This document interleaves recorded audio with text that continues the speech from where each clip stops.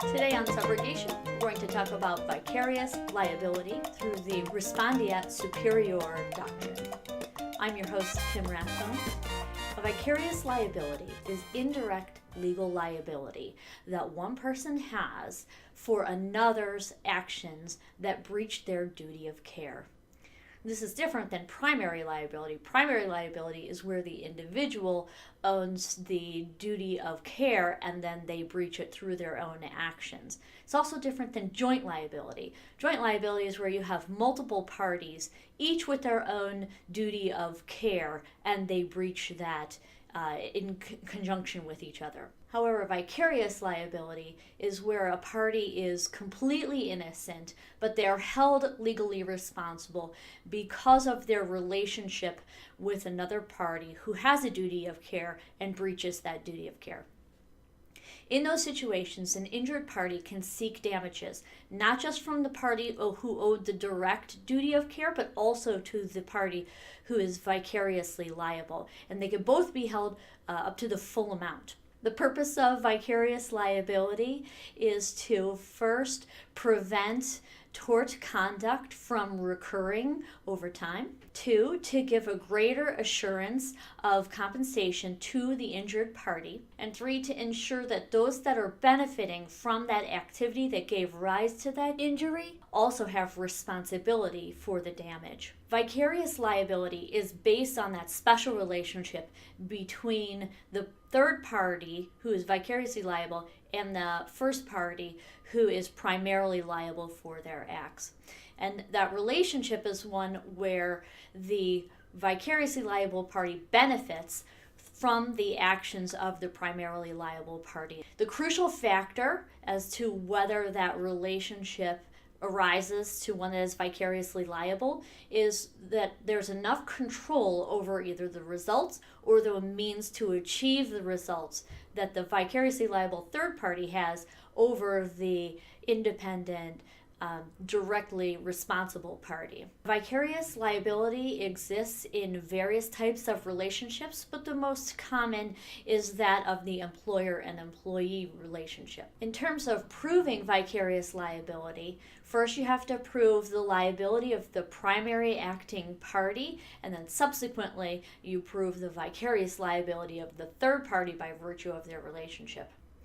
In terms of Respondeat Superior liability of employers, that is when employers are vicariously liable for either the acts or the omissions of their employees when they're in the course and scope of their employment.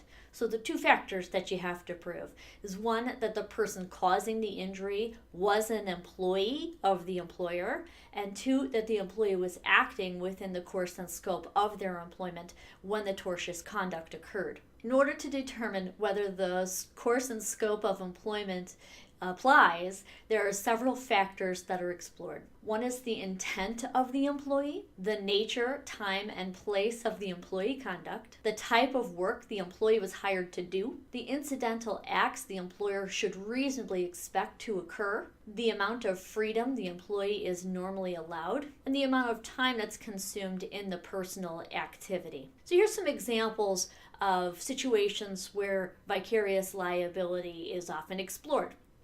1 would be, let's say there's an employee who was hired to operate a forklift, and while they were operating the forklift, they moved a large crate and damaged a customer's car. This is going to be determined most likely to be within the course and scope of employment, barring unknown factors. Another example would be an employee driver that stops to get gas while they're doing a delivery. Because gas is necessary to do the delivery, this is probably not going to be seen as being outside the course and scope of the employment.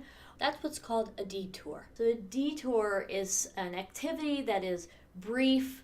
It doesn't take very much time. Maybe it's in furtherance of the original activity that they've been hired to do, but it doesn't really have to be.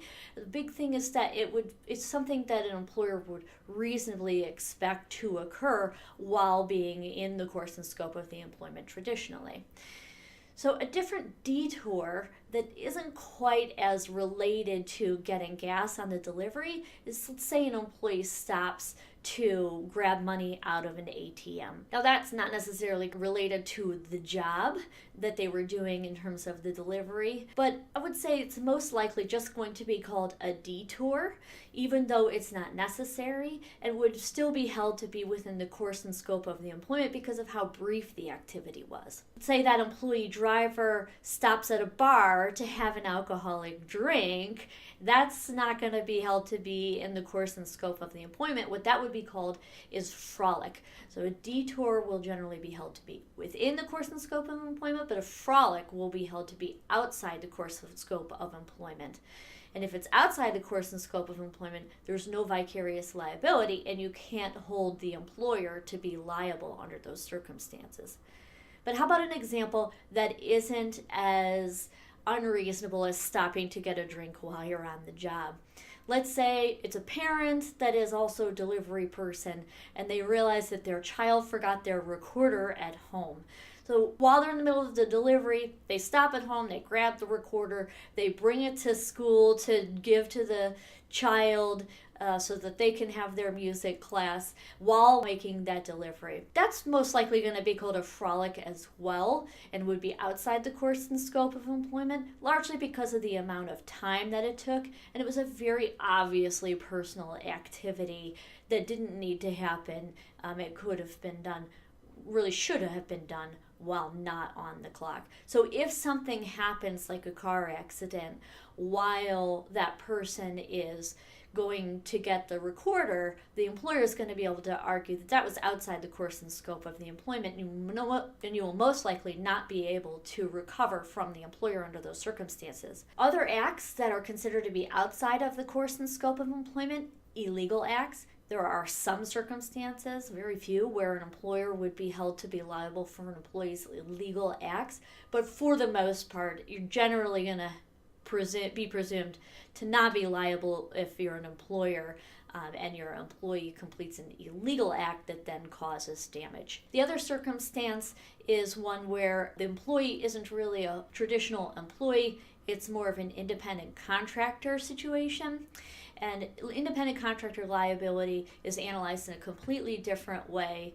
If it is an independent contractor, it's outside the course and scope of the employment, as opposed to an employee relationship, which is. And we're going to look into that in a little more detail in another video.